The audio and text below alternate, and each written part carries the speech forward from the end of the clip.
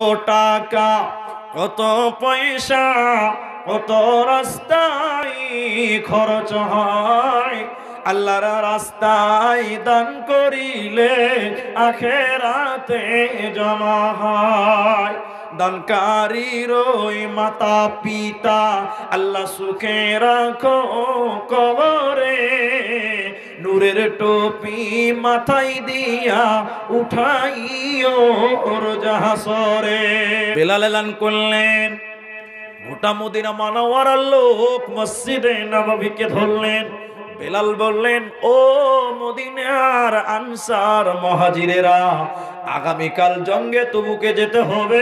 যার কাছে যে মাল আছে এনে জমা করে দাও। কেউ উঠিয়েন না, দানও চাইনি, শুধু বসতে বলেছে। এবার গোটা মদিনা মানওয়ারাকে মসজিদে নববীকে মৌমাছির মতন করে লোকেরা ধরলেন। একজন বলছে আমার 10 লাখ টাকা আছে, 9 লাখ টাকা নিয়ে নেন। একজন বলছে 10 লাখ আছে, 7 লাখ টাকা নিয়ে নেন। একজন বলছে 10 থেকে 5 নিয়ে নেন। মানে কেউ 1 অংশ দিচ্ছেন, কেউ 2 অংশ দিচ্ছেন, কেউ 3 অংশ দিচ্ছেন।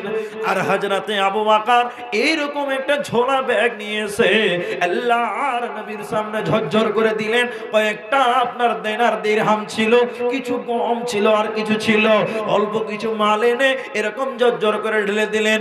আল্লাহর নবীর কাছে অঢেল মাল জমা হলেন। এবার আল্লাহর নবী বলছেন, আবু বকর আর উমর বলছেন, আমি আবু বকরকে দানে হারাবোই হারাবোই হারাবো।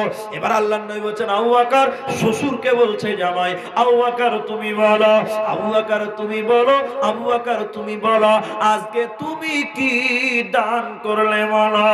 এবার আপনারা অবাক হয়ে যাবেন, সুবহানাল্লাহ বলতে বাধ্য হবেন।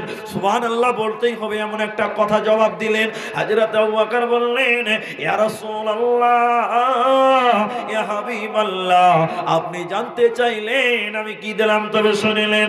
আল্লাহকে আল্লাহকে আল্লাহকে এবং আল্লাহর নবীকে বাড়িতে রেখে, বাড়িতে আল্লাহকে এবং আল্লাহর রাসূলকে বাড়িতে রেখে আমার যা ছিল সব দিয়ে দিলাম।